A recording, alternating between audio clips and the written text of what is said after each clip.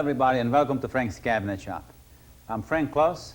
I make my living of making furniture and repairing and restoring fine antiques. On this videotape, I would like to talk to you about finishing. There are many finishing materials on the market and many finishes to choose from. I like to concentrate on 4 finishes: an oil finish, a lacquer, varnish, and French polish. These 4 finishes could work very well for a small commercial shop like mine or for a home hobbyist. The first step in any finishing is to prepare the surface for finishing.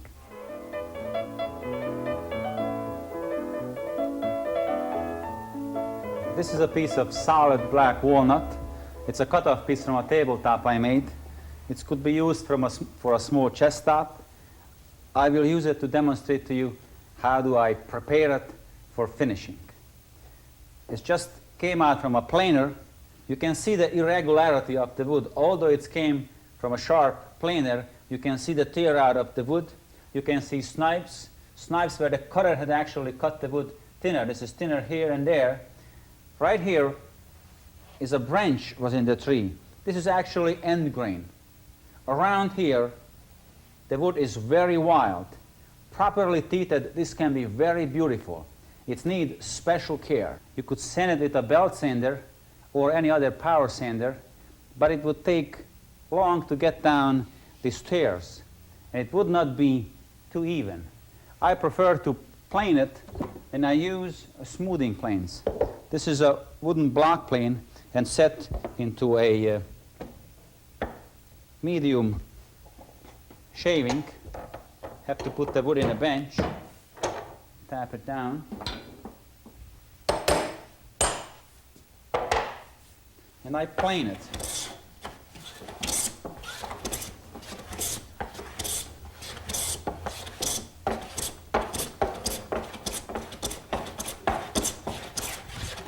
Planing is relatively easy if your plane is tuned fine. Just push it forward, and a backstroke, I pick it up a little bit. Bring it back on its edge and push it forward like this.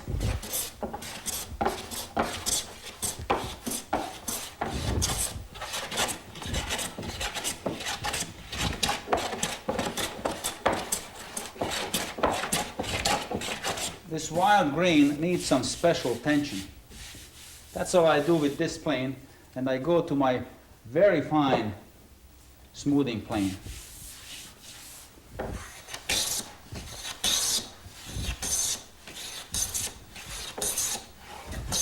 It takes a very fine shaving, and I also tilt it just a hair when I bring it back.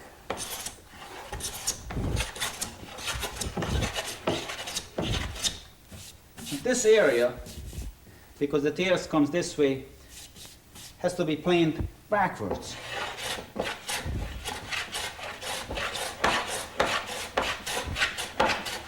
You can see how the tears coming out. Right here is the end grain. I have to turn again and plane it to this direction.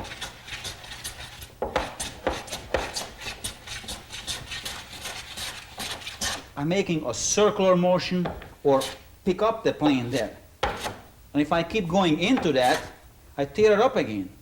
I have to come from the other direction. I have to stop at this line. What I'm doing is pick up my plane.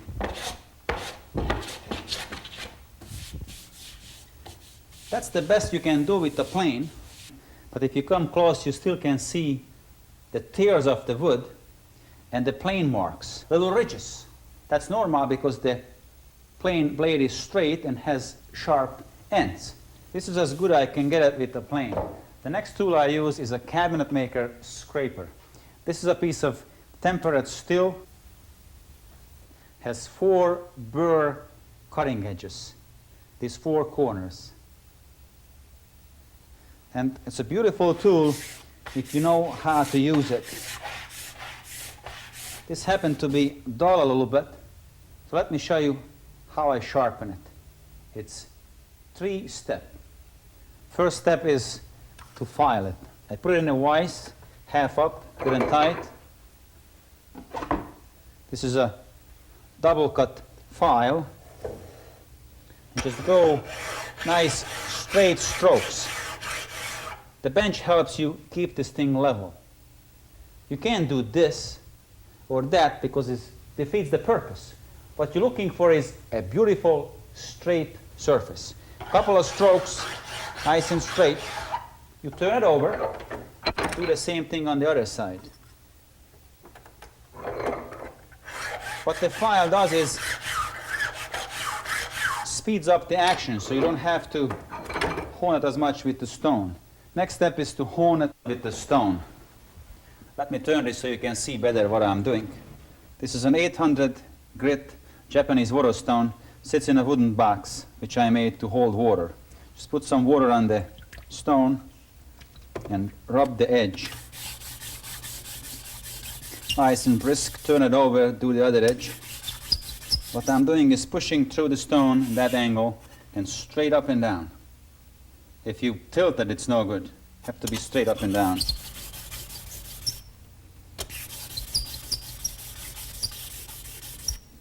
Put it down flat and make the circular motions. Turn it over. Do it again. I'm working on both these edges. The next is a 1200 grit honing stone. Put little wedges here so my stone doesn't move around.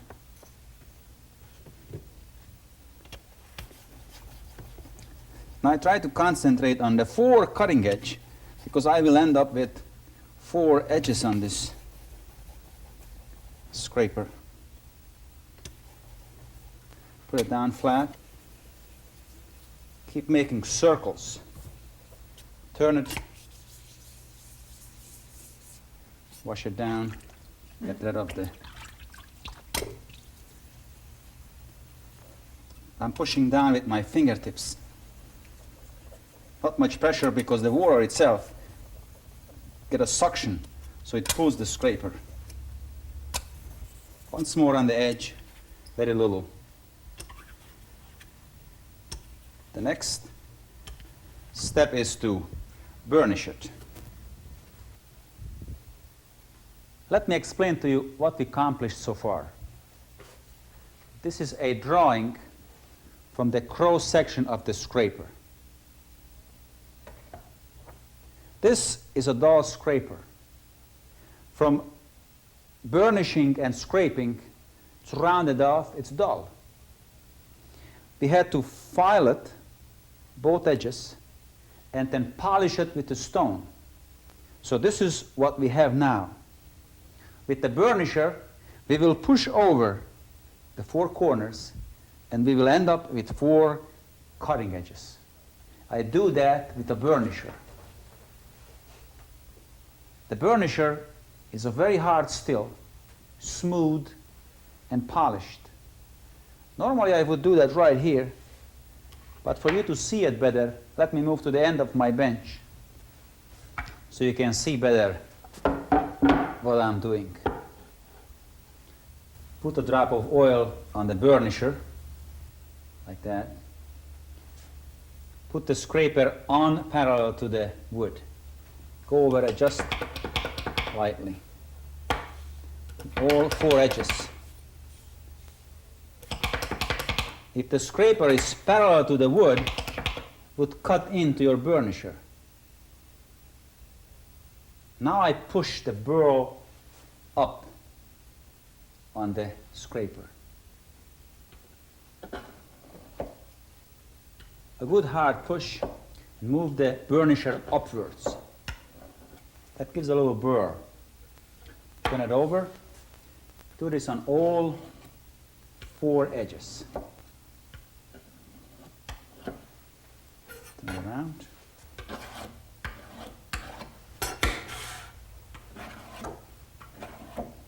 A good firm push.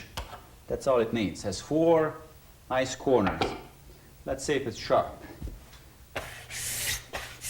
Oh, it's a beautiful tool. Here is your reward. With the scraper, you can go any direction. You don't have to stop anymore against the grain. You just push it. You can pull it. It does a beautiful, smooth job. You go over on the entire surface of the wood. This gets rid of your planer marks.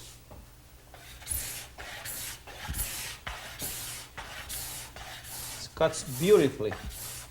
You can judge your work by the shavings. This is not dust, this is shavings. Some shaving here from the medium smoothing plane. This is from the fine smoothing plane. And now the scraper. About scraping, you have to find the cutting edge. You might have to tilt it to find it. If maybe it's not cutting here, then you go down a little bit, down till you find that it cuts. And change positions. Pull on it, push on it. Now this entire surface is pretty well done, but this corner needs special attention. This is where the scraper excels. It's really the tool for wild grain wood. I change the direction to follow the grain.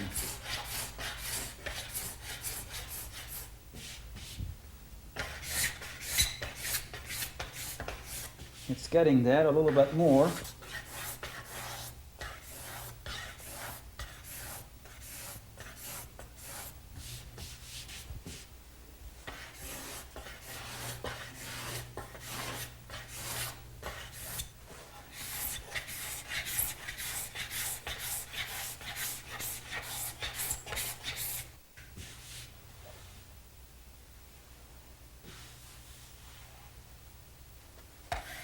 You check it once more, make sure you get the entire surface. The next step is to sand it. Some people ask, why would you sand something as smooth as this? Because the scraper is crushing the fibers. Everything is pushed down, and the sandpaper will cut the pores and opens it to receive the finish. I do that with a 220 production paper. Clip it in 4 sections, just roughly. You don't have to fuss with it, it's going to be used up anyway. Then I used a sanding block. It's a piece of pine block with a cork glued to the bottom, and the top is rounded off. Put the paper on it, it will make the paper tight, like so. If you have bigger hands, you need a thicker block, and if you have smaller hands, you need something smaller, but you need this surface that size. You sand with a little pressure and you go straight. It's very important to do these strokes straight, because if you do roundings, it will show under your finish. You will see it. So you keep going and double up the ends. If I would sand a lot longer piece, I would still reach out and try to get the entire surface. However, if you have something very long, then you would have to stop at halfway, come back, and still double up the edges. You don't double up on the middle, only on the edges, because you have the tendency to miss the edges if you don't double up on them. Another important thing is to keep wiping your wood. This way your sandpaper will last longer, because the powder from the wood, the dust, will clog your paper. You tap on the paper and turn the paper. Find another sharp spot and keep sanding again. Another important thing is not to move at the end. When you come to the end, don't change your position and do this, because that will make score marks on the end, and that will show on the finish. You have to understand, when the piece of wood is finished, everything is magnified and you see all the imperfections. You move the paper again just around, find the sharp spots, tap it, get your head up and down, look for an even, smooth surface.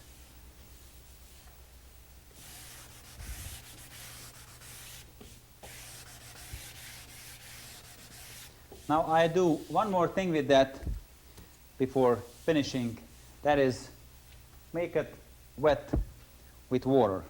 Just simply put some water on it. That will raise the grain. Once this is dry, sand it again with some 220 sandpaper, and this piece of wood is ready to receive any stain or finish.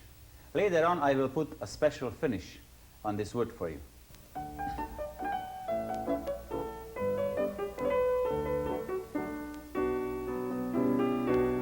I just explained to you how to prepare a new piece of wood for finishing. Next, I would like to talk to you how to prepare an old piece for finishing. When we talk about refinishing, we have to understand we not always strip the finish. If it's possible, we save the old finish.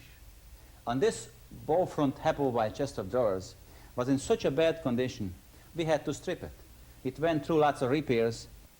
The edge has been replaced, and inlay has been replaced. And it might look strange to you, but we prepared that to you to understand how we apply an oil finish, which I will show you later. The first drawer is still have the old cracked up finish on. The second drawer is already stripped, prepared, and has 1 coat of finish. This drawer has 3 coats of finish already. This one has 4 coats. And the carcass of the chest already have 5 coats of finish and ready for the final finish. Like this drawer which already finished. The brass has been polished, and this is what we're looking for. I believe paint removing should be done outdoors because of the bad smells of the chemicals. If you follow me out behind my shop, I will show you how do I do that. This is where I do paint removing. And this box is all kinds of tools. There are all kinds of goodies in this box. These are the tools for paint removing. A big brush, different size of putty knives, steel wool, rag, rubber glove, other brushes. This is a dishwashing brush.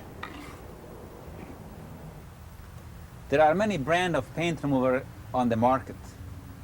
What you have to understand is 2 basics: paste remover or liquid. If you have a flat, smooth surface, you use a paste remover. If you have something fancy like chair or carvings, you use a liquid. This is a liquid paint remover called Quick Remover. This is a Wonder Paste. Says no wash, means doesn't need neutralizing after you used it. This is a called Lazy Man's paint remover. This is a paste remover. This is what I will use. You have to shake the paint remover can to mix up the chemicals. Before we start paint removing, let me tell you a little bit about safety. Paint removing is a caustic material. It can burn your skin if it gets on you. Just roll down your sleeves, button up, get a little baby powder, put on your hands. That helps to get the gloves on better and more comfortable.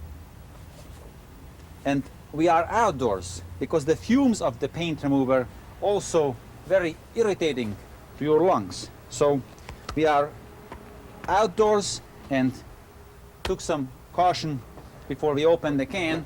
Shake it again and open it carefully. It's maybe pressure in there. Pour it out, about half full the coffee can. Close it and put it down. Put the big brush in it. Dunk it all the way and apply it on the piece. You start at one end and go in one direction. Keep turning the brush. Put more on. Just brush it on one direction. Put lots of paint remover on. It's important to understand what these chemicals do for you. You want to apply the paint remover with a thick, heavy coat. And you don't want to go back and forth because a wax is in the paint remover, and that forms a skin over the chemicals to keep the chemicals from vaporizing. Go around the edges. Make sure you cover the entire surface. You shouldn't paint remover in direct sunlight because it dries your paint remover. You can pick a cloudy day, work in a shade. If you look at the surface, the paint remover already eating up the finish on this drawer. This is a relatively easy piece to remove because maybe it was only a few coats of shellac on it. That's the reason I bring here this painted door, because I want to explain to you how do we go about it if something is heavily painted. I just put on some heavy film of paint remover in a spot, and we keep an eye on that to see what the paint remover will do. We have to understand to give time for the paint remover to do its work. So just have to leave it on. We'll come back in a few minutes and look at that. Another different thing is the tripod detail area. This detail needs special care. I just put some paint remover on, and I will explain to you how do I take this off. The drawer looks just about ready. How do you know if it's ready to take off the paint remover? You gotta take a peek to see if all the finish are dissolved. In this case it is. But we have to understand if it's not ready, we have to leave it on and give time for the paint remover to do its job. Since this is ready, I will scrape it off going from one end to the other. Just a nice, smooth stroke. You put a little pressure on the putty knife so it bends a little bit, and just push it so it takes off most of the finish. Once you scrape that, just throw this stuff away.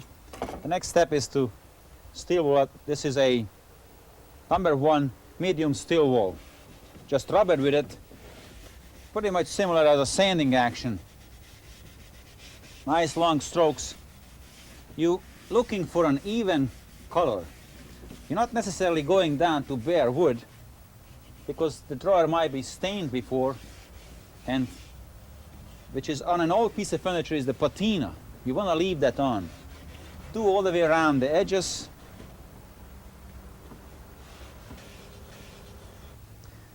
I use a little tool to clean the corners.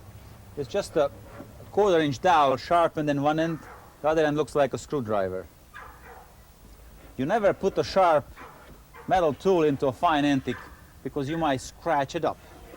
Go around the cockpitting with this. The drawer is ready to take in the shop and continue the preparation. If you look at the door, you can see how the paint remover did its job.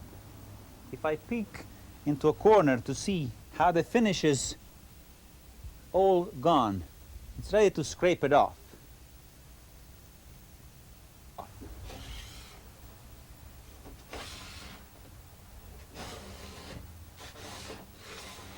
You can see, if you give time for the paint remover, it takes only one heavy application to complete the job.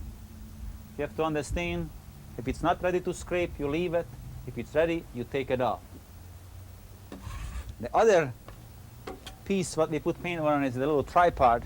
Let's look at the tripod, what happened to these details. I just steel wool it.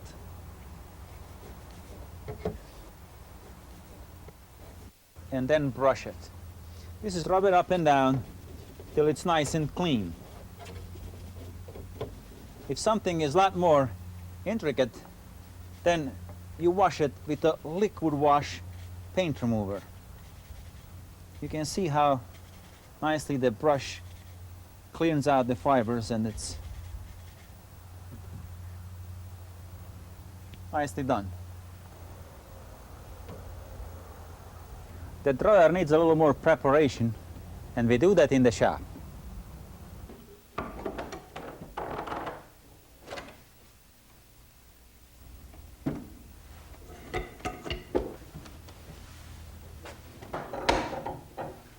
Whenever I can, I like to secure pieces in my bench.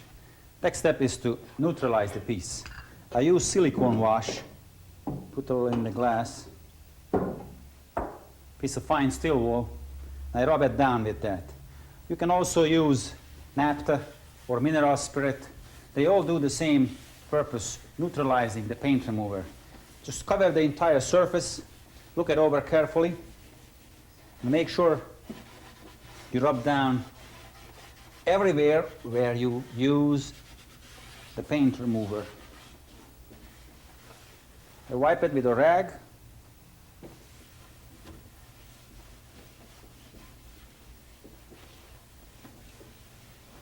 Go into the corners with my fingernail.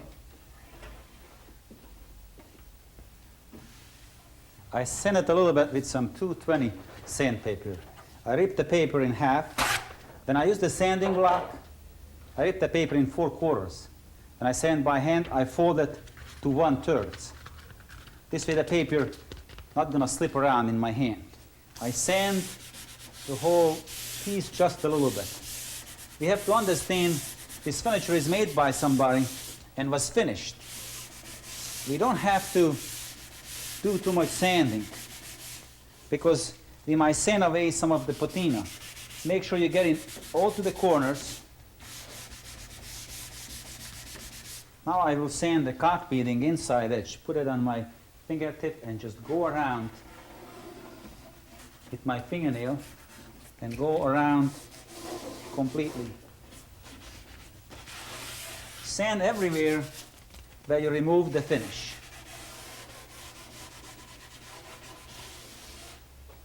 Too much sanding ruins the fine patina and the antique texture of the piece. I got to sand the scotching a little bit there. It's brass, and if I put finish on it, I can't get back to it anymore.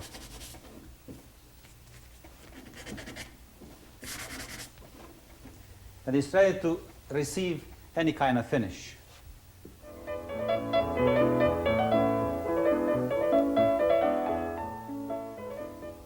I use a polymerized tongue oil. This happened to be Waterlox Medium Sheen. It could be McCluskey Tongue Seal or any other brand. Pour a little bit into the can. Get a rag, little piece, fold it up, and put it on.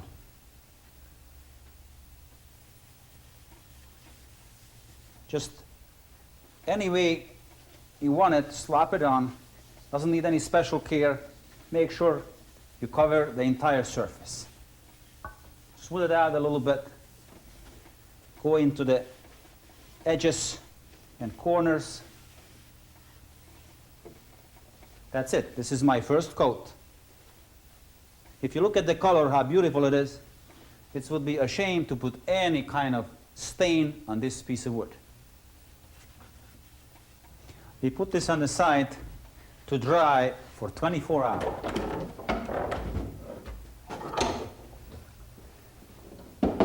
Now this drawers, it's been done yesterday and it already dried for 24 hours.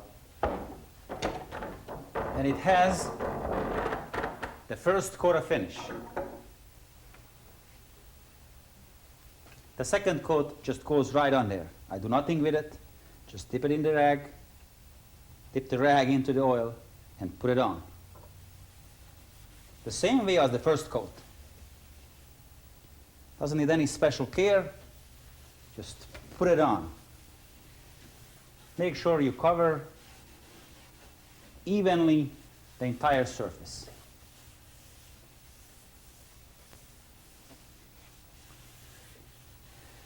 This is our second coat. This also have to be put away to dry, at least 24 hours or more. This is our second coat. The third coat is the same as the first and second coat. And this drawer already has 3 coats of oil, and I will show you how I apply the fourth coat. I sand this with a little 220 sandpaper. Put it on my finger and go gently with it. Not too much pressure, and straight long strokes.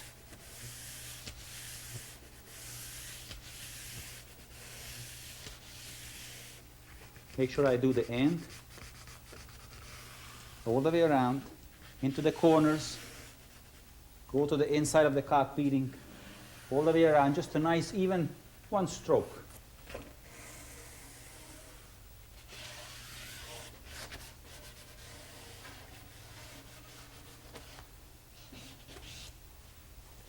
Dust it off and is ready for the 4th coat. Make sure you get rid of all the dust. Wipe it with a rag. And just put it on. A little more careful than the 1st, 2nd coat, 3rd coat, because the wood doesn't absorb as much oil anymore as before. So you have to be careful not to put too much on it.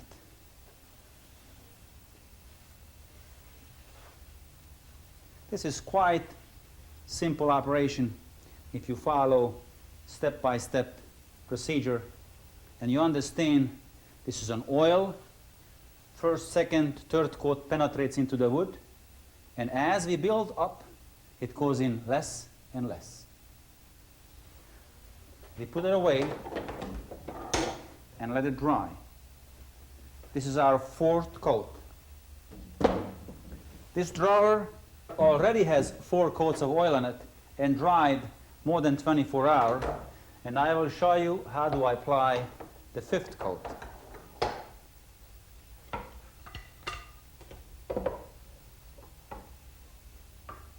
Now I sand this with 320 sandpaper.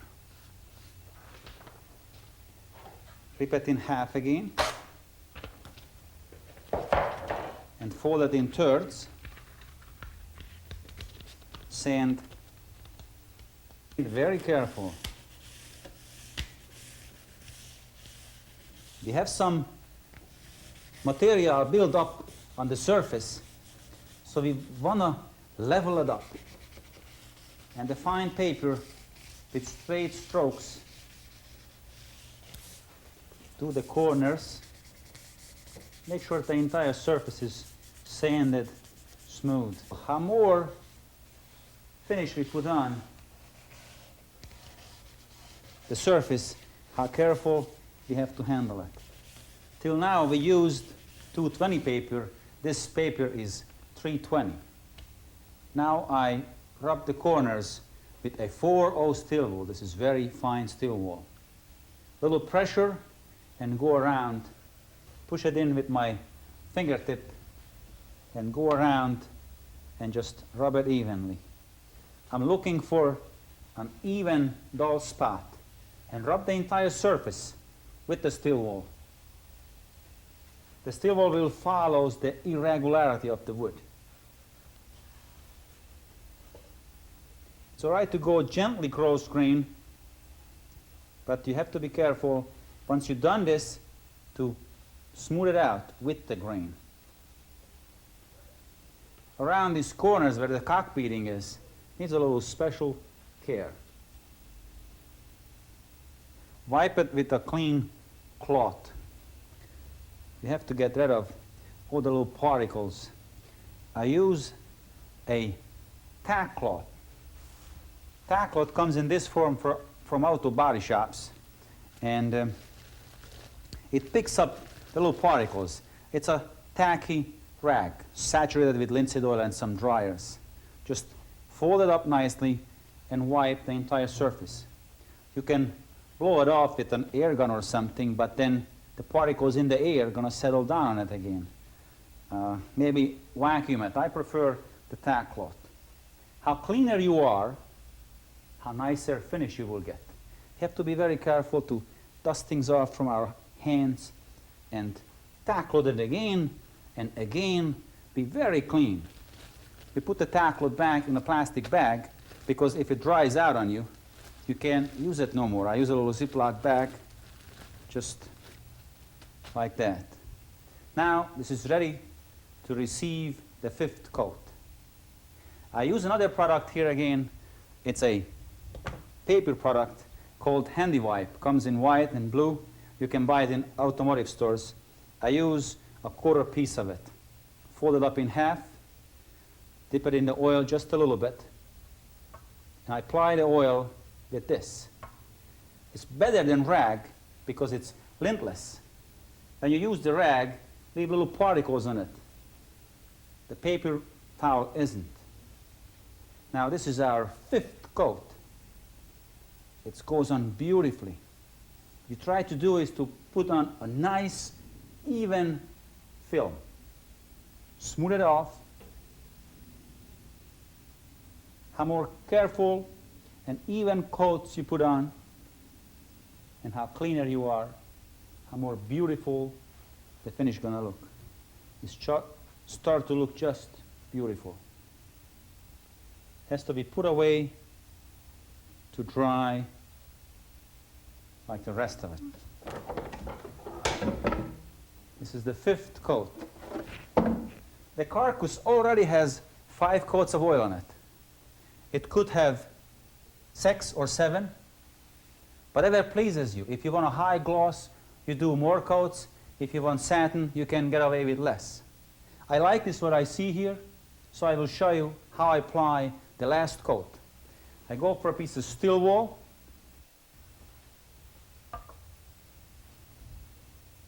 I just steel wool the entire surface lightly. I put less and less pressure on the steel wool. The 1st, 2nd, and 3rd coat get put on with a rag, and the 4th coat gets sanded with a 220 paper, the 5th coat with 320 and steel wool, and now the final coat needs special care. I lift up this, put a piece of wood on there, so it puts it for me in a more comfortable position, and I just rub down the entire surface. This is how you do a vertical surface. I think you pretty goodly get the idea by now what we are doing. On the edges, I use my thumb. I'm not going to do the entire carcass. I just want to show you how do I apply the finish to vertical parts. But let me show you how I apply the last coat of finish. I dust it off again. Use the tack cloth. This is the finest coat, so I use the most care with it. Make sure you get rid of all your dust. Just tack cloth everything. Put this up again, and I show you how I apply the finish on the side.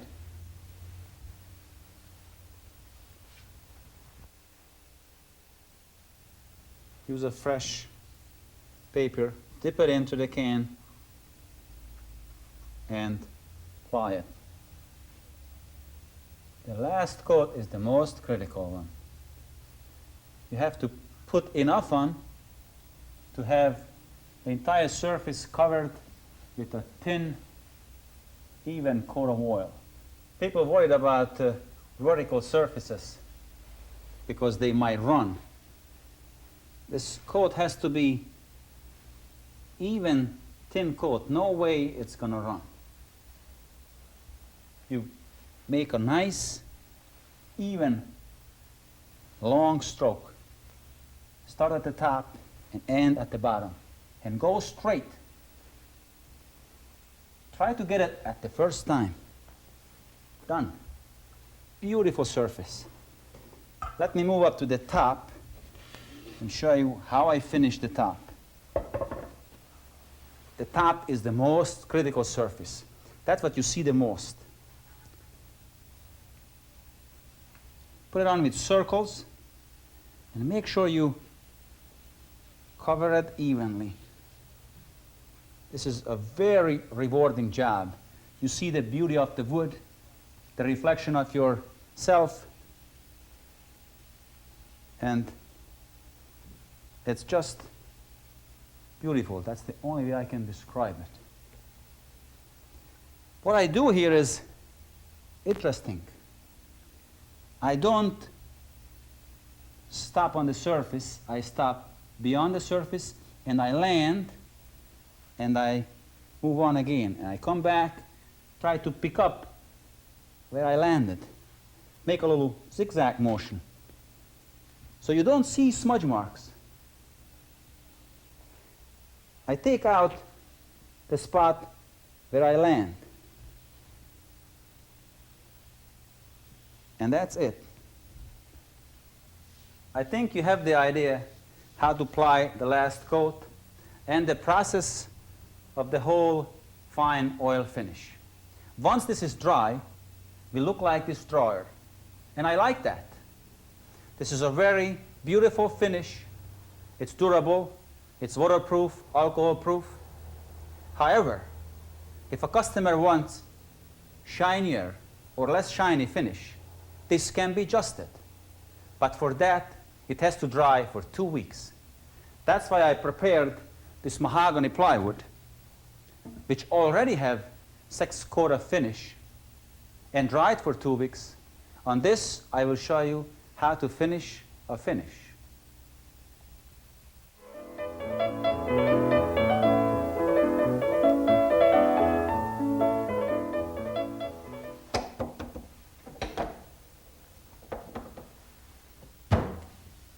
When we're talking about finishing the finish, we have to understand we do something with the finished finish. As I said before, an oil finish doesn't need waxing. This finish is beautiful, smooth, and durable, and I like it as is. However, it can be adjusted to a higher gloss or a lower.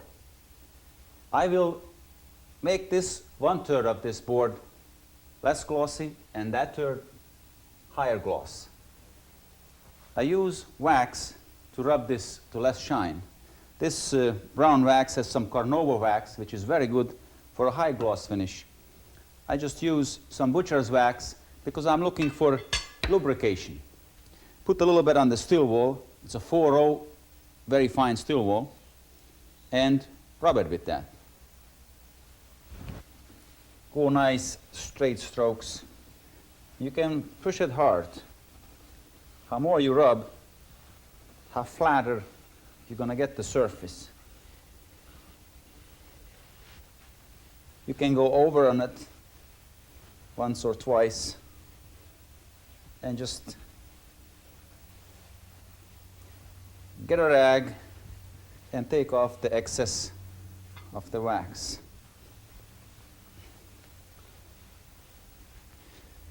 Now it's a beautiful, smooth, and low luster finish. This is how simply you can change to a lower luster. If I turn this board around, I can polish the other third into a high gloss finish.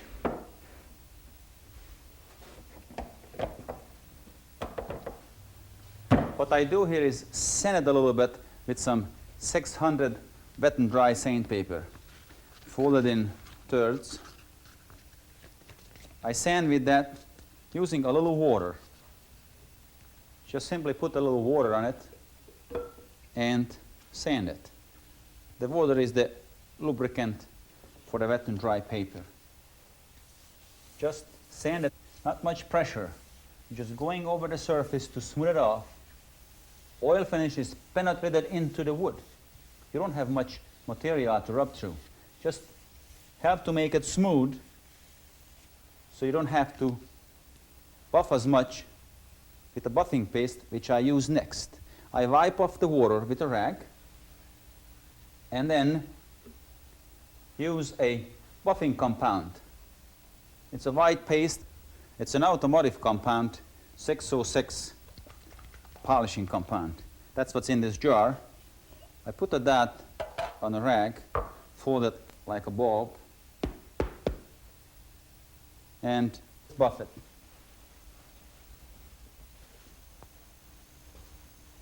How more you buff, how more shine you're going to get. However, I have to say this is the most difficult to accomplish because the oil is a penetrating finish. You have to be very careful if you sand a very little, not to sand through with an oil finish, if you add more coats.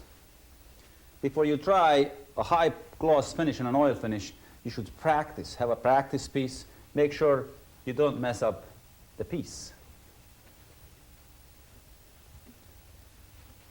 It's getting beautiful. Just keep turning the rag and wipe it good. And you can see the 3 different sheen. A flat, medium, and a high gloss.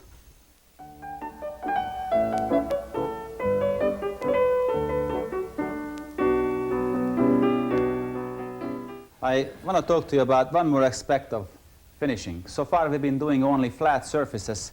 That's why I have this pie cross table here, and on this pedestal I want to show you how do I put on a coat of oil on an intricate surface like that. This pie cross table already has 6 coats of finish on and is ready for the final coat. How do I prepare that? As you see, it's been put together.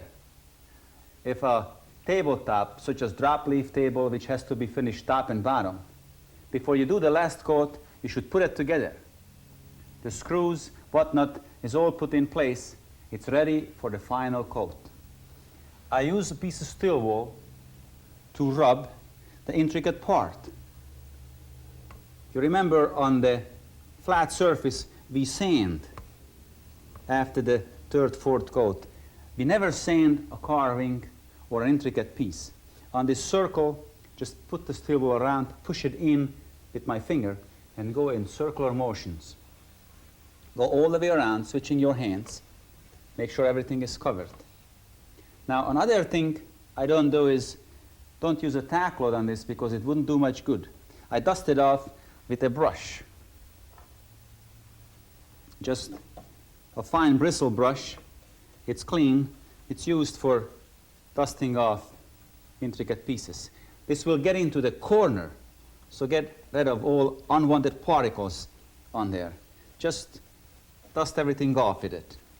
Start on the top and keep going down. Now it's ready for the final coat. I also apply that with a brush. I pour a little bit of Waterlox into the can.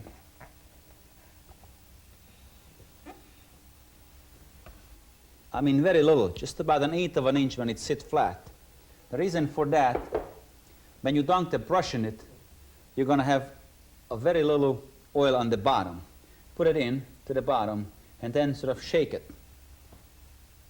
And then I apply the oil with that. Just rub it on. Make sure you cover everything. The brush I'm using, this is a glue brush, tied up, so that's why it's so short. And it's used a lot. That's why those bristles sticking out like that. An old brush is always better for a job like this. Of course, each time I use it, I clean it up. This takes some care. Make sure you rub it around and mop it into the corner, sort of keep tucking it. And keep checking it. Make sure you don't have anywhere any runs, and a nice even coat. Go all the way around. I think you have an idea. When the base is done, I do one more thing, and that is apply the last coat to the top. In a couple of days that dry, then it's ready for delivery. This concludes our oil finishing. If you look at the chest of drawers, on the different stages we did, this board, we did the 3 different sheen, how to finish the finish. And on the pedestal, how to handle intricate carved pieces.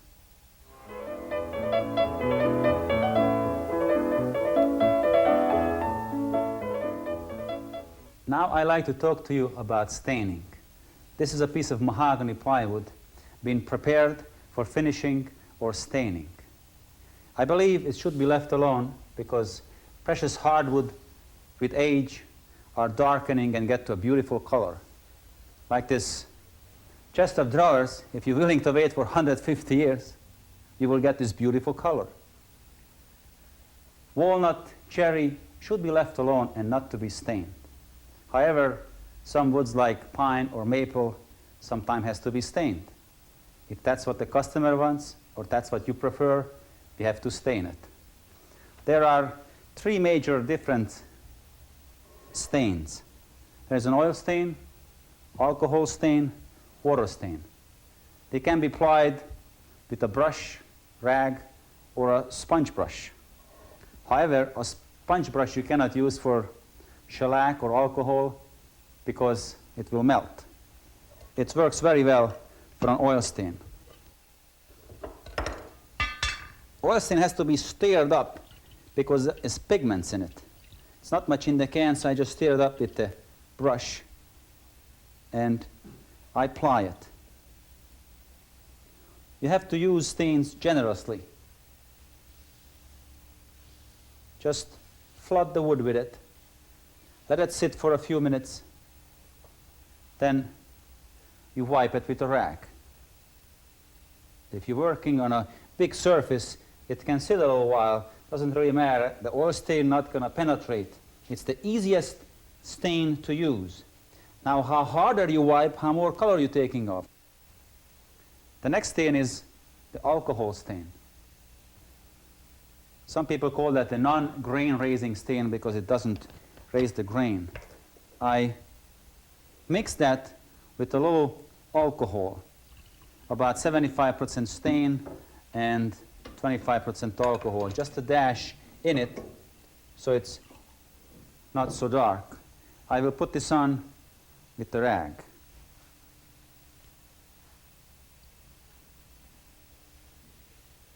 The alcohol stain, called sometimes the non-grain raising stain because it's alcohol, it doesn't raise the grain. It's a lot harder to apply. You got to go very even. When you're wiping it, you got to go with a nice full stroke and not to repeat yourself, not to overlap, because that will double the stain, will get twice as dark. The third stain is a dry powder pigment. I use gloves with that because they very powerful.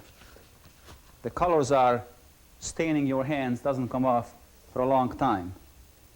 Just put a little warm water into a jar and then I just add a little dry powder to that. Just a dash, it's very powerful stuff. Mix it up, it's ready to stain. It's easy to adjust that stain because you can add more water or more powder. I put this on with a rag. Just dip it in and wipe it on. This is the deepest stain to penetrate. It penetrates into the wood because it's water soluble. You can smooth it up with a rag and just wipe it with a dry rag. Any of these stains, immediately how harder you wipe, how more color you take off, or how more gently you go, how more color you leave in the wood. But it's important to wipe it even so you have no streaks, you have an even color. This is the oil stain, the alcohol stain, the water stain, and the natural wood. You have to understand all these stains called medium brown mahogany, but this is how different color they act. If you work on a piece of furniture, it's important to test on a scrap wood before you apply it to the real thing. You can adjust these stains by add a little more thinner or more color. The easiest to adjust is the water stain because you add more aniline powder or, if you want it lighter, more water.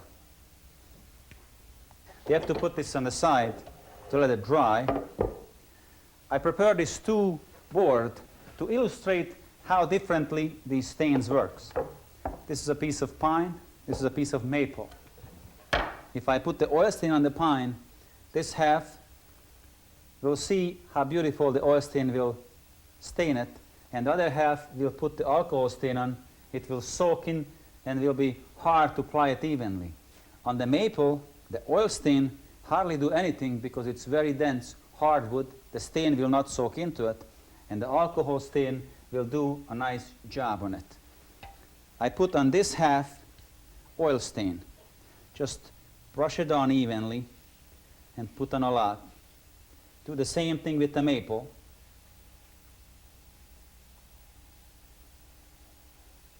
And on the other half, I will put alcohol stain.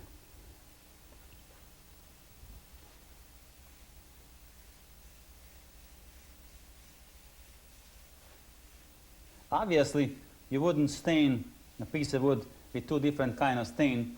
I do this only for demonstration. Oh, hard maple like this is not easy to stain. You have to take very special care, go straight, and make sure you're working with a wet surface. Now I have to wipe them, and we can see the difference.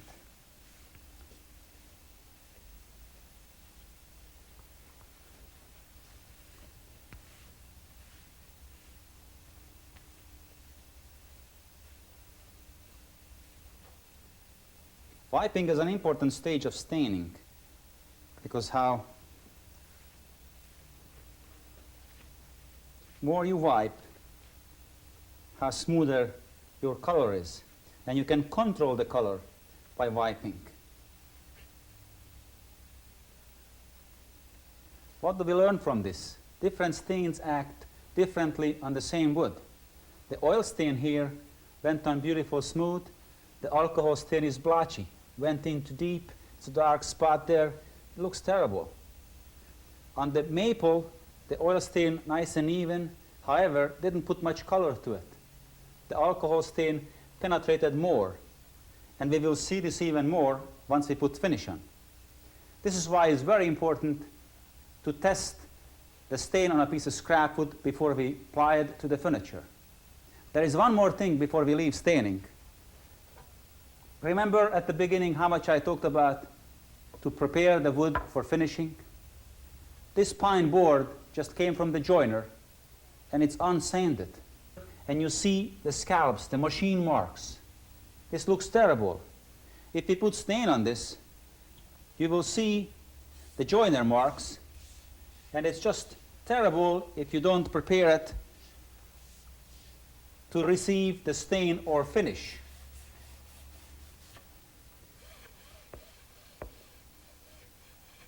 The stain brings out the defects first. And if we put finish on this, it's going to look even worse than that. This is terrible. So much for flat surfaces. This little oak carving is from a one piece of solid wood, and to stain that, I use a brush. The easiest way to stain it with an oil stain. Just brush it on, kind of dunk it in. You push into the corners.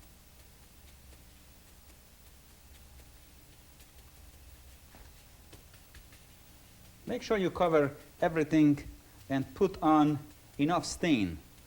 Not too much, but make sure everything is wet. Now to wipe this with a rag doesn't make much sense, so I wipe it with a brush. Just go over on it. Just go around with that sort of, you rub the stain in and at the same time drying it and taking some off. The other side of the brush is still clean. Turn it around, and I finish it with a fine bristle brush. Looking for an even color, and keep going around. and sort of tuck it in, wipe it off.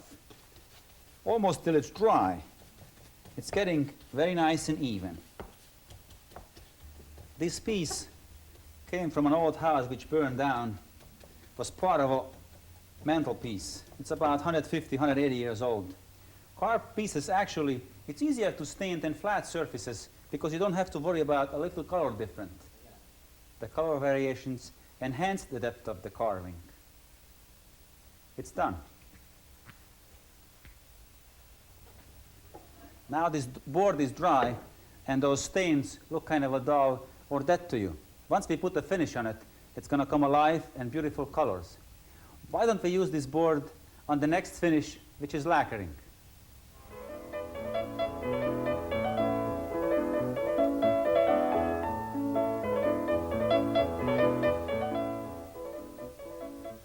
This is my spray booth. This is where I do my lacquering. Before we get into lacquering, I want you to understand the difference between an oil finish and a lacquer. Well, an oil finish takes 10 days. Lacquering will be accomplished in a couple of days. However, let me clarify something. I'm not talking about the very finest lacquering. A piano finish or a fine guitar, that can take a long time too. The type of lacquering I do could fit very well in a small commercial shop or for a home hobbyist and can be accomplished relatively simple. This spraying equipment might look elaborate to you, but it makes sense for me to own it, although I spray only 2-3 hours a week. I get a compressor. Yours don't have to be as big as mine. 30-40 pound will do. You need a spray gun with a cup on it. The air coming through the hose into the gun picks up the material, you're ready to spray. Later on, I will talk to you about another type of gun, which is an airless gun. My favorite one is a gun where the material in the pots. The reason I have two, because one has the sealer, other has the lacquer.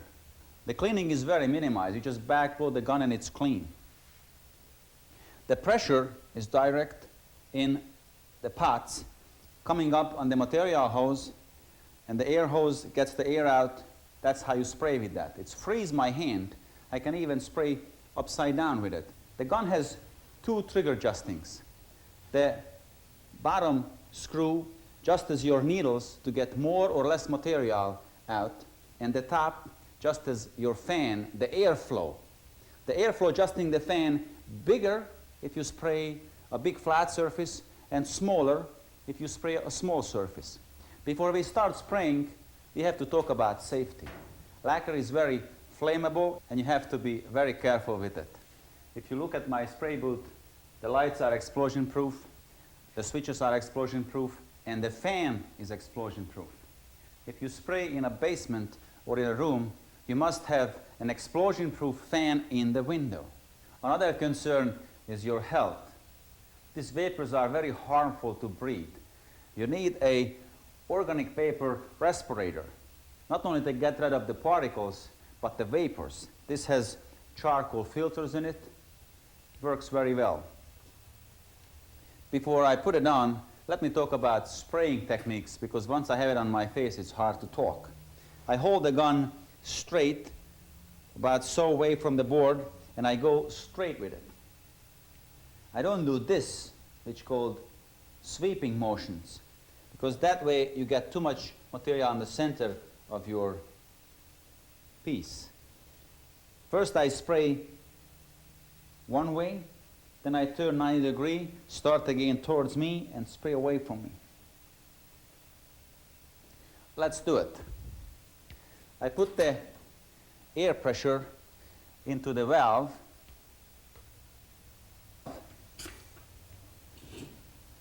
Shut off the safety valve, and I put pressure into the pot, open the valve. Put about 6-8 pound pressure in there, which puts the material into the material hose. Check my air pressure, it's about 40 pound. I will adjust my gun and I'm ready to spray.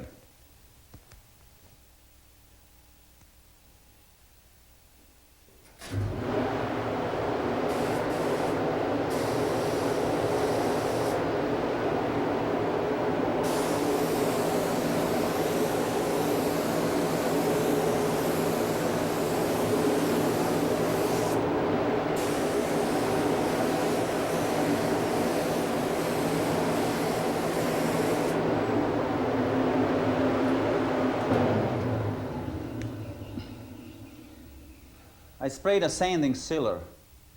Sanding sealer is a sealant for lacquer, and because lacquer is a surface finish, the first coat has to be sanding sealer. That raises the grain of the wood, and once this is sanded, the lacquer will stick to it very well. You can see how nice the color came out in the different stain with the sealer. I think the natural is the best, that's my opinion. In lacquering, the first coat always a sanding sealer application. Now this has to dry for a couple of hours. Then we spray a second coat of sanding sealer the same way. You have to put this away to dry for at least 2 hours. This is my drying rack. Up here I have a board which already has 2 coats of sealer on it and dried. Let me show you how do I prepare it for the first coat of lacquer. I sand it with a 220 sandpaper. Put it on a felt block. Felt block is the best to sand once you start finishing lacquer. Just sand it with regular sanding motion. Little pressure on it. Make it nice and smooth. Sanding sealer raises the grain of the wood, and it's easy to sand. Once it's sanded, it can receive the lacquer. Have to dust it off, because if you start sanding second time, you pick up the dust, clogs your paper. Tap out the paper and sand it once more. You're looking here for flatness. If there is no more shine, you sand it enough. It's in its word, sanding sealer means it's very easy to sand. It's full with silica. It comes out from the wood easily. Doesn't take long to sand it. I will spray this with this airless gun. If you don't own this spraying equipment, spraying can be done with a unit like that. Costs around $100. I use it when I spray outdoors, or I can bring something into the spray booth. A home hobbyist can use this very well. Right now I have in the gun lacquer thinner. The reason for that is because this gun has to be kept very clean. I just put it into this coffee can because once I'm done spraying, I will put it back into the gun again for cleaning. The spraying is very important for spraying with the big unit or with this. The lacquer has to go in with the thinner 50-50. I pour in half of the lacquer, and the other half is the lacquer thinner.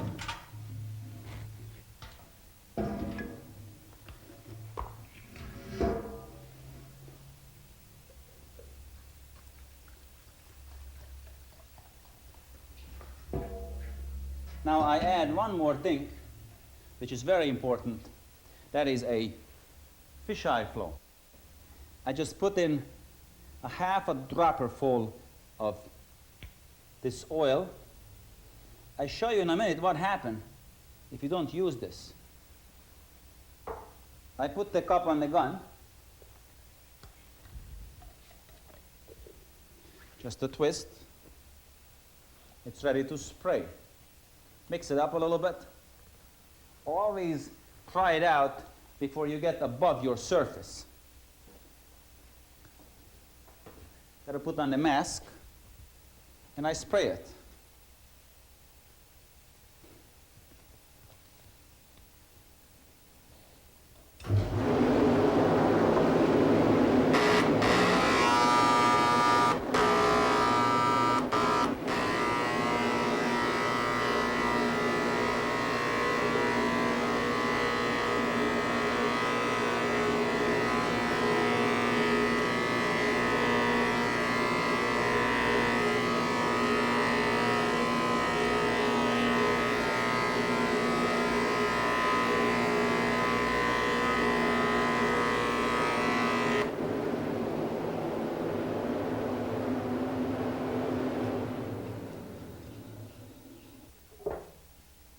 It's fairly nicely done.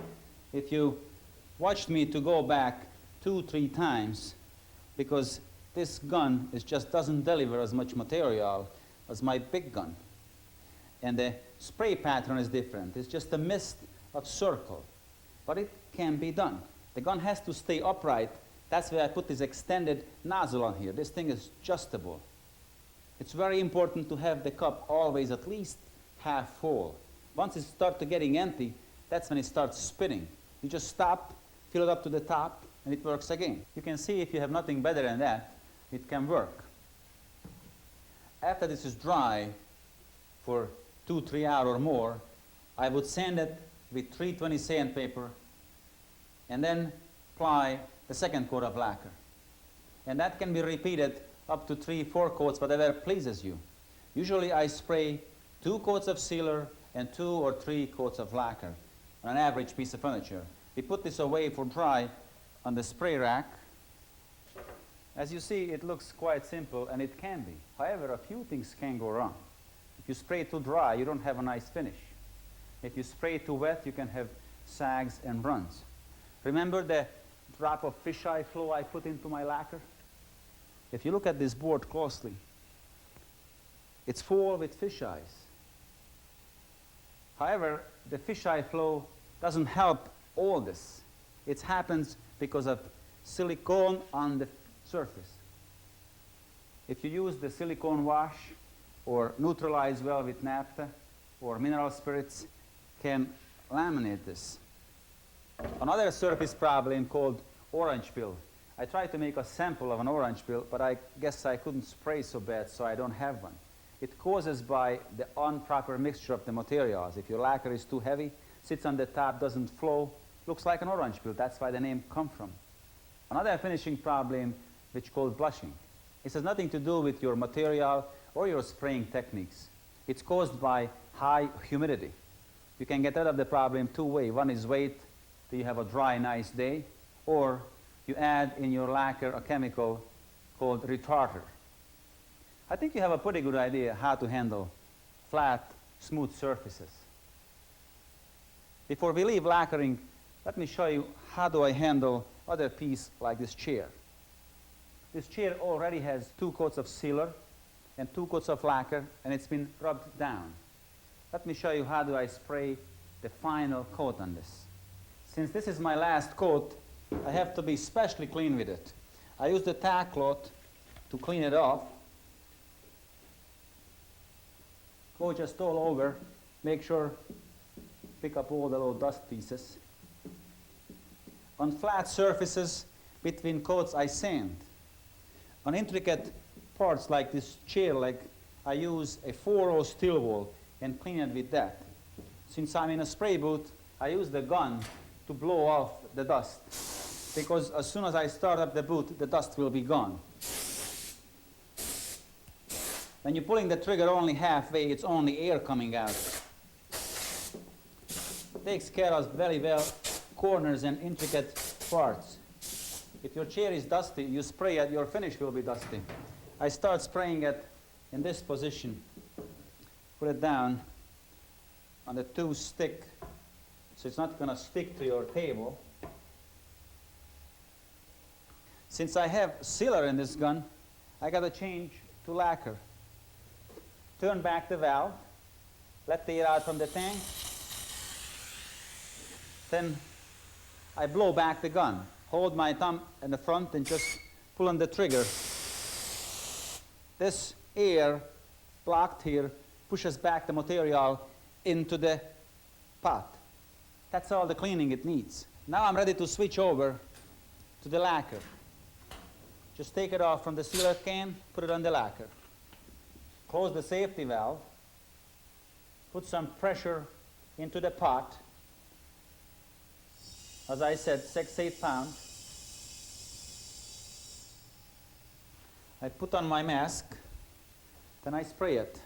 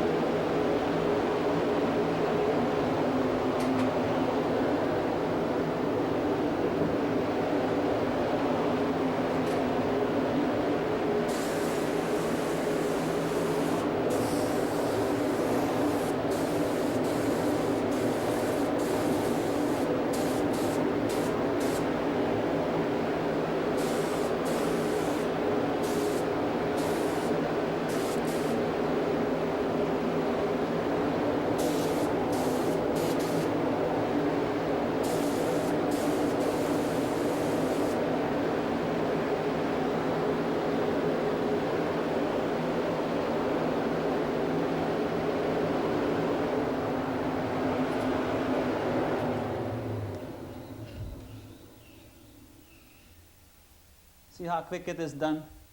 If I would oil this with a rag or with a brush, it would take a lot longer. However, the chair is not good enough for a fine finish. It's about a 50, 60-year-old poplar reproduction. It's been stained and lacquered. Some people use brush lacquer.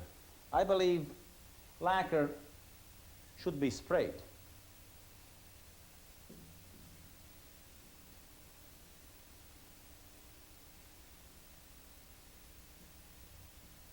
That's how I do lacquering.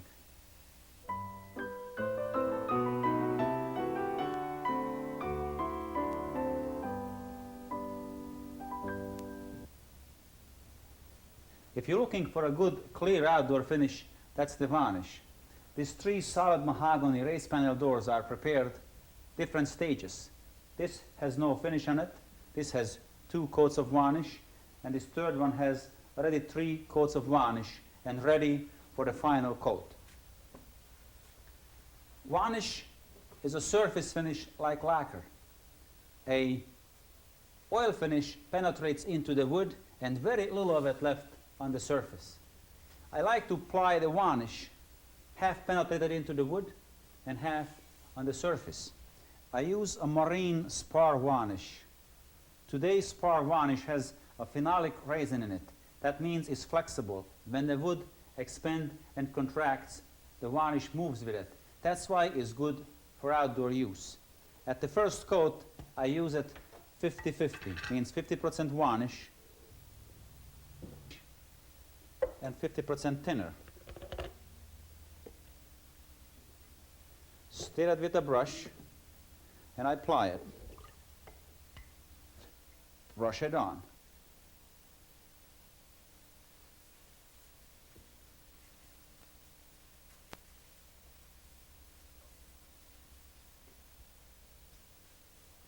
Just put it on, put enough on so the wood have something to absorb. Because I tinned it 50-50, it doesn't need any special care. You just slap it on. Make sure you cover the entire wood. The way I tin the varnish, it has a chance to penetrate into the wood. That's why it's very durable.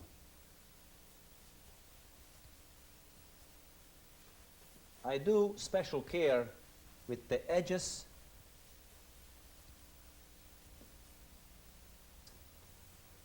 The fact the end grain absorbs all these lot of finish, I make sure I double up on it. Good finishing takes time. If you want a good finish, you have to let this side of the door dry and then do the other side. This way I get a chance to go over on the end grain twice. Some people nail 4 blocks of wood on the door like this, so it supports the door. They can turn it over. The only problem with that, where the most important part is, should have 2 coats of varnish, doesn't even have 1, because when you remove the wood, there is a bare spot. Good finishing takes time. This has to be put away and dry for 24 hours. Then I would do the other side. This door already has 2 coats of finish and dried. The second coat I apply exactly the same way as I applied the first coat. This has 2 coats. I cannot use this varnish no more because now I go with 75% varnish and just 25% thinner.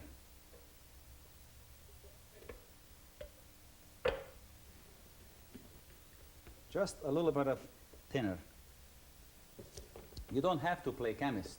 The important part, the first and second coat is about 50% varnish, 50% thinner. And the third coat is 75% varnish, 25% thinner, roughly. This door is not ready for varnishing. You have to prepare it. The 2 coats is on, it's dried for more than 24 hours.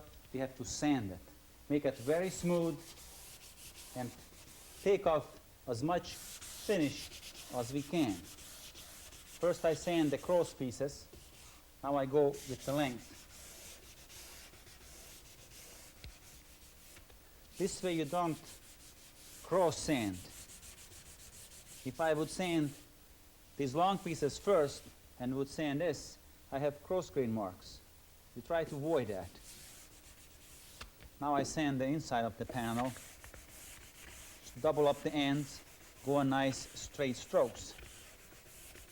If you would stand here, and this way, your body would make circles. Stand on the end, go back and forth nice and straight. The sanding might show up on the next layers of finish. Dust off the piece. If you don't dust it off, you pick up all those particles and clogs up the paper. Turn the paper so you have fresh piece and sand it once more.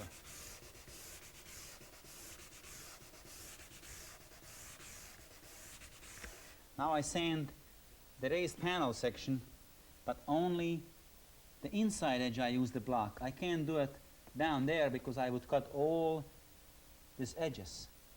I have to leave that alone and do it freehand without the block.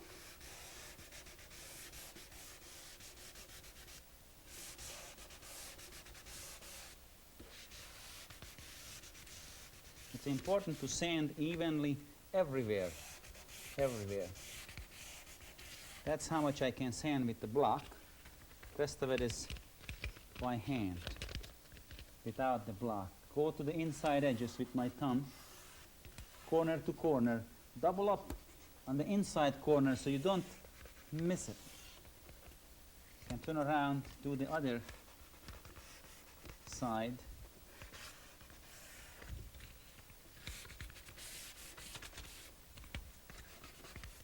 Now I finish the flat inside corner.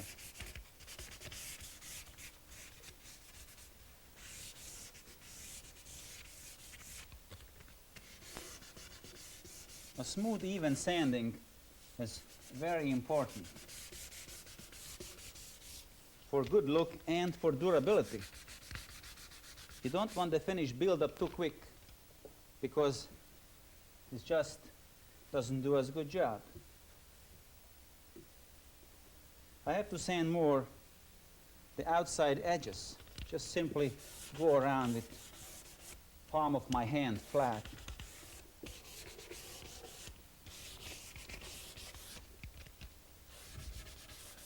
I pinch the paper with my little finger. It's we always keep it tight.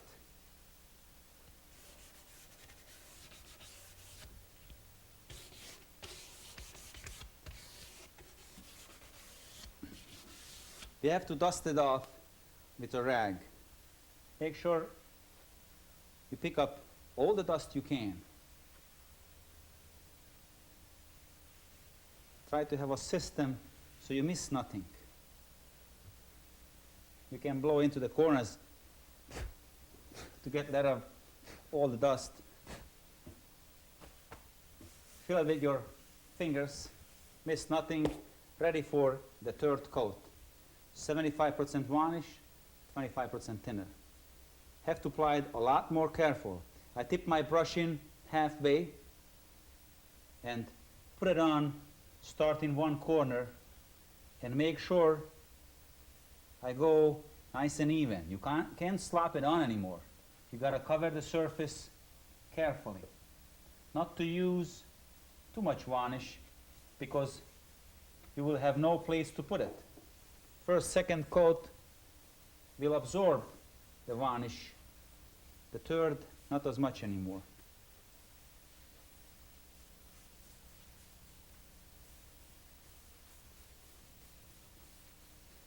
You have to work the brush to cover the surface. You can't put too much on it because it has nowhere to go. Now I level it up, the same order as I sanded it.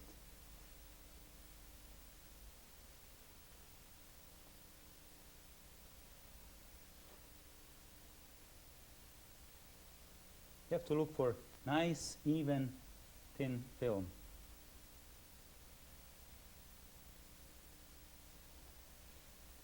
Now I do the edges just a little on the brush and go around. The end grain soaked up first, second coat, and it's absorbing less this time. Check it over the light, see if there's anything wrong, and put it away to dry for 24 hours.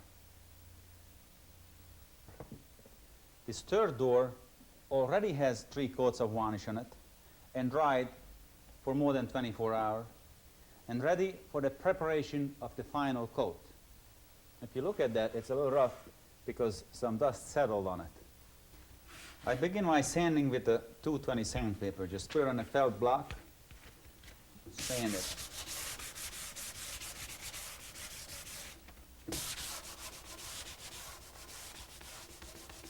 Turn the paper, clogs up fast, then something as rough as this door.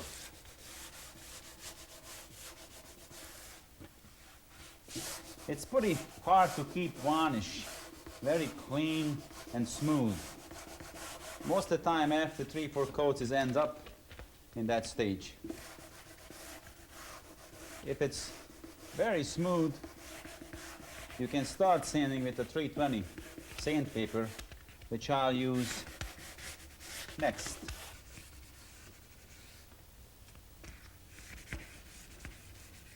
You've got to dust it off and inspect it. Look it over if you see more shiny spots. The center is pretty nice. It starts to get flat and smooth. I still see shiny spots there in the panel edge. I got to sand that. Got to get a piece of new paper. That paper is 320. And go in to that panel edge. I have to get rid of that shine.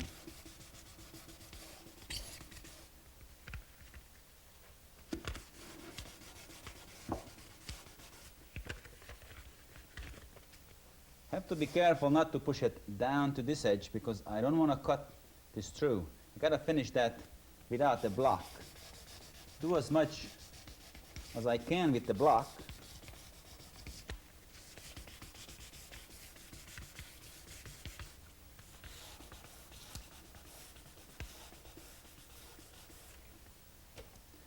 Dust it off and inspect it again. It's getting very nice. I don't see shine. It's very hard to sand this part of the panel. Everywhere else I like it. I'm going to come back to this spot just a little bit with a fine steel wool. Importance to sand between coats not only for smoothness, but the varnish does not stick into a shiny surface. There, everything nice and smooth. Wipe it off.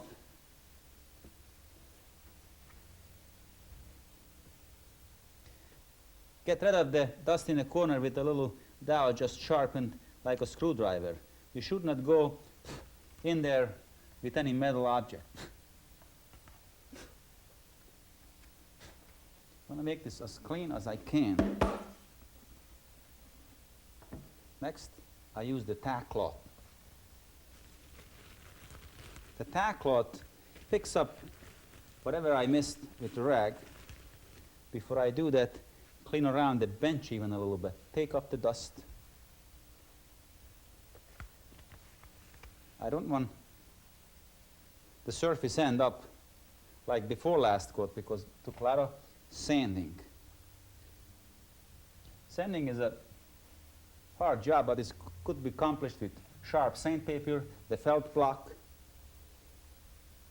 The other side of this door has 3 coats of finish and it's done. Once I put on the final coat here, it has to dry and I do nothing else to this door. Check it around the edges. Make sure everything is dust free. Put it away so it don't dry out. For the last coat, I use a full strength of varnish. First, second coat was 50-50. The third coat, 75-25. And in my can is a very little left. Maybe not clean enough for me to do the very last coat. I opened a new can. It not necessarily be new can, but it has to be full strength and undisturbed. You don't stir it because it gets bubbly. You dip the brush in just a little bit, halfway. This is how I hold the brush and dip it in a little bit. Start on one corner and put it on evenly.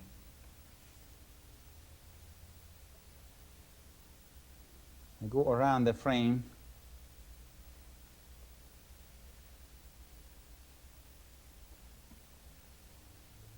and keep adding the varnish. You want to put on a little heavier coat than first, second, and third.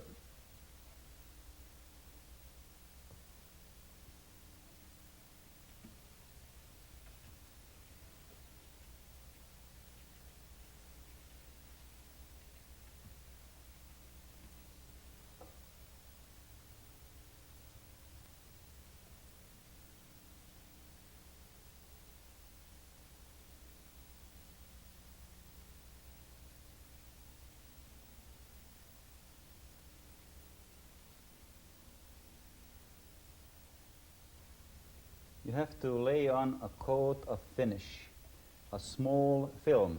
Varnish is a surface finish. You got to cover the surface generously, but not too heavy. Go around the edges.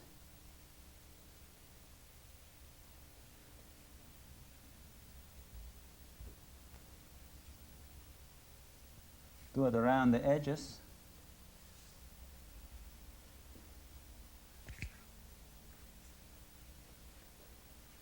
Then I check it over. Everything is covered. Then I level it up. Very gently with the brush. I hardly put it on.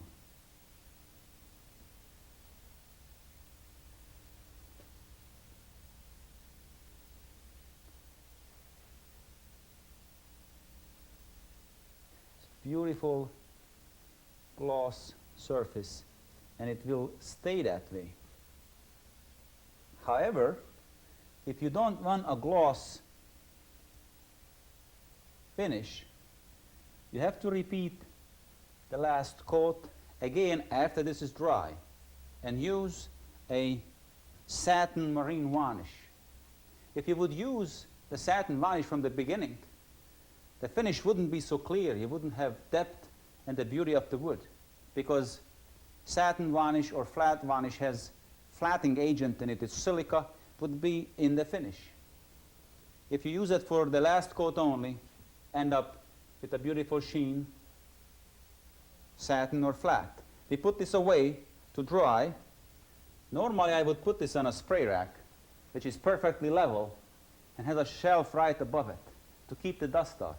If you don't have that, you can make up a gadget like this. Has 4 little legs. Put it above, keeps the dust off. Once this is dry, 2 days, it's going to be a beautiful high gloss finish, suitable for outdoors. And that's it for varnishing.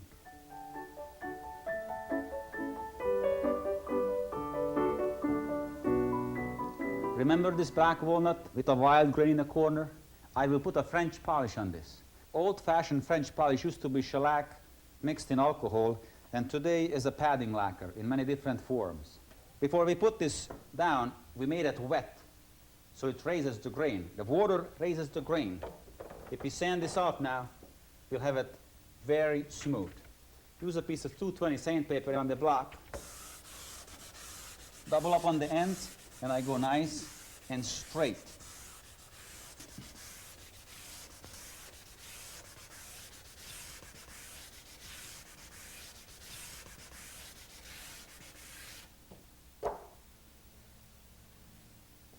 The French polish is used tapping on other finish. It's really a fine polish.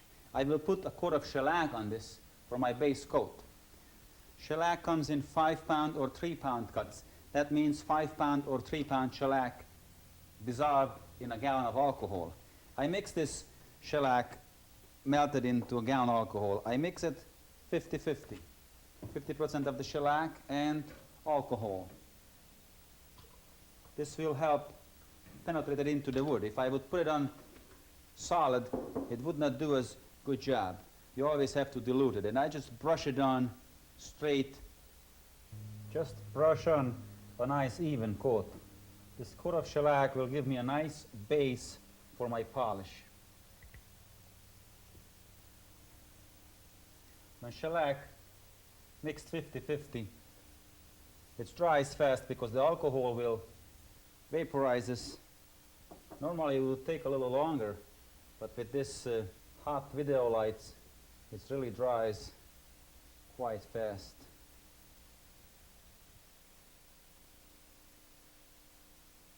You can see the beautiful grain on this wild corner. How does it comes alive just with the first coat. I think the most satisfying job in my trade is the first coat of anything. When you put on the first coat of oil, how the wood come alive, first coat of shellac.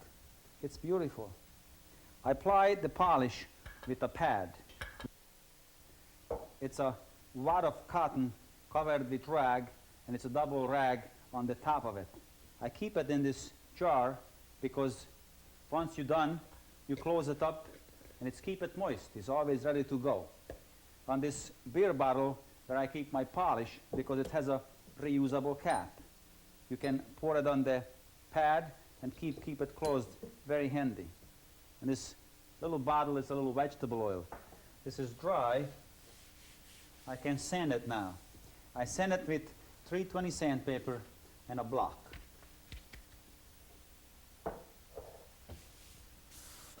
Just a normal sanding action that makes the wood beautiful smooth.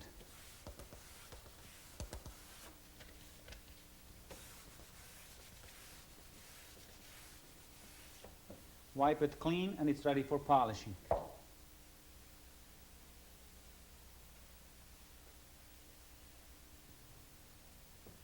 And I polish it. Get the pad,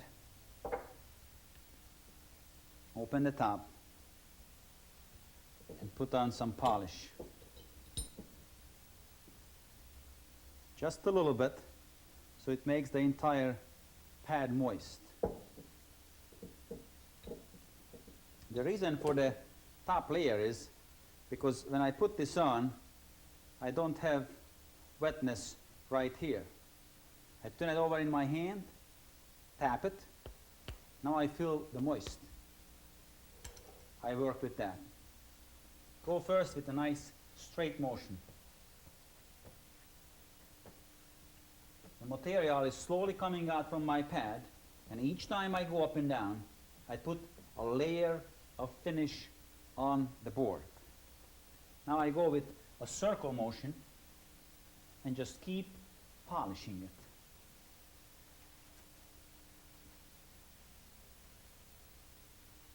On the outside corners I go out, make sure I cover everything. Each time I make a circle, I put another layer of finish on the wood. By the time I go back again, it's dry.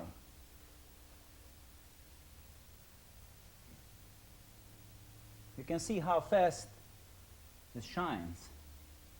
It's a beautiful, clear finish. This surface may look wet to you, but it isn't. It's dry. French polishing mostly done on smooth surface only. However, if you want to French polish a piece of furniture, you should do that before you put it together. Like a armoire or a big piece of furniture, first you do the sides, base and top molding. Once it's polished, then you glue it together. If I would French polish the raised panel doors behind me, which we varnished, I would polish first the panel, the inside edges, then I would glue it together. Once it's put together, it's very difficult to do French polishing. It starts to get dry, so I have to put a little more material on my bulb, and I use a dot of the vegetable oil, just a very little. That helps lubricate the bulb and puts the finish more even. If you use too much of it, tomorrow you will have a dull finish.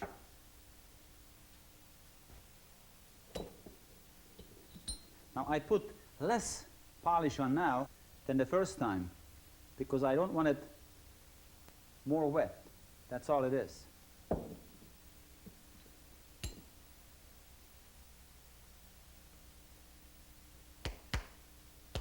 I feel the moist, I go on and keep polishing it.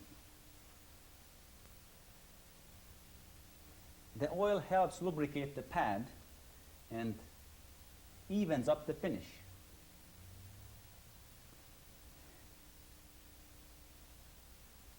This might look easy for you, but believe me, I have some experience in this. It's only a couple of things can go wrong. One of it is when you go too much with the grain, you might develop streaks. So you start going more to the circle and cross grain. You can do that. Another thing, when your bulb is too dry, you have no moist in it, you just keep rubbing and rubbing. You're not going to go nowhere. You're not going to have a shine. Now, one more thing, which is the worst. If you have too much material on it. Let me show you what happens if I overload the bulb. I just put twice as much material on it as I should, which is not that much. And I start polishing. Too much of the polish will burn your piece. And if you keep polishing it, it's not going to do any good. If you look at that, you can see the burn marks. And no matter how much you keep going on this and keep polishing, that burns stays there. What happened here? The polish contains solvent. You put too much on the bulb, you apply it, it burns it. It dissolves the finish. Now it's time to stop. I put a rag on here and put the bulb upside down on the rag, not back into the jar, because I want this dry out a little bit and get the polish vapors out from it. It's simple to fix it. You just get a piece of 600 wet and dry paper and sand it a little bit because it's rough. If you move your hands on it, you find it where it is. You can see it. You can even hear it. If you listen with the video, you can hear it. It's rough there. I can hear it. Everywhere else is smooth. That spot where it burns, it's rough. That spot has to be sanded.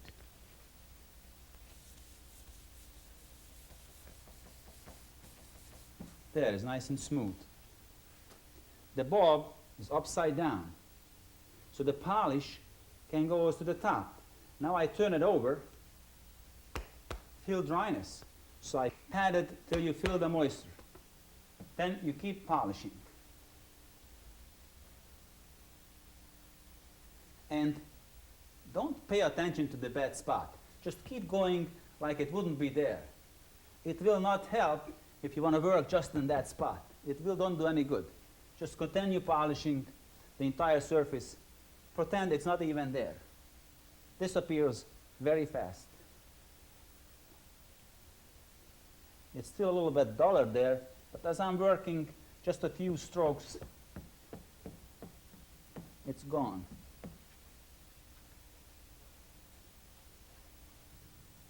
French polish is a beautiful finish. You see the depth of the wood, and this wild grain comes up beautifully. This polishing can be mastered if you practice a little bit. Try it out on a piece of scrap wood. it can be very rewarding. With the modern materials like rapid pad, quick pad, can be mastered quite easily. Now I have to dry out the bulb. It's a bad thing to stop before your bulb dry, because it's again going to dull down by tomorrow. So you have to work it till no more wetness on the bulb.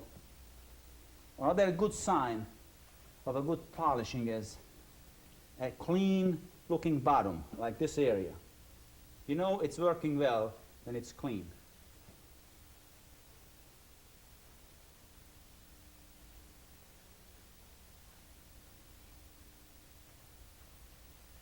This is just quite beautiful.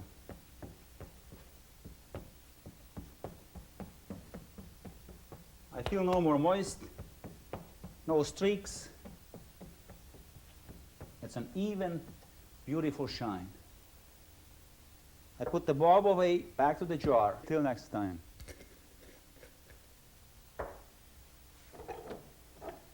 Here's French polishing, and here are some of the reminders what we did. Oil, lacquer, different type of stains, finishing the finish in 3 different stages, intricate pieces, varnishing. May whatever you start have a beautiful finish. I hope you learned something from my finishing lessons and try them. Good luck to you.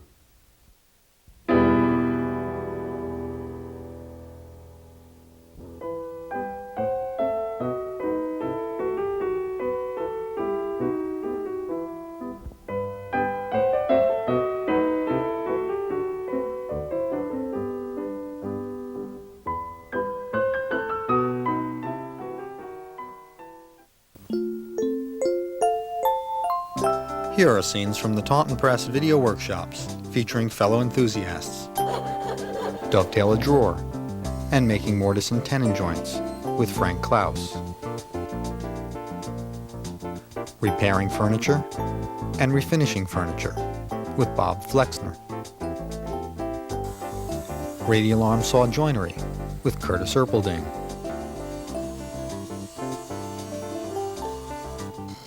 Bowl turning with Del Stubbs, and also turning wood with Richard Raffin. A third tape with Klausz, wood finishing. Carving, techniques and projects with Sam Bush and Mac Headley. Chip carving with Wayne Barton. Router jigs and techniques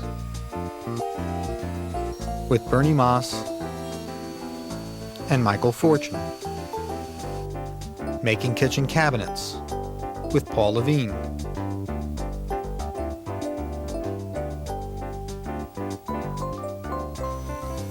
Small shop tips and techniques with Jim Cummins. And the 3-part series, tiling floors, tiling walls, and tiling countertops with Michael Byrne.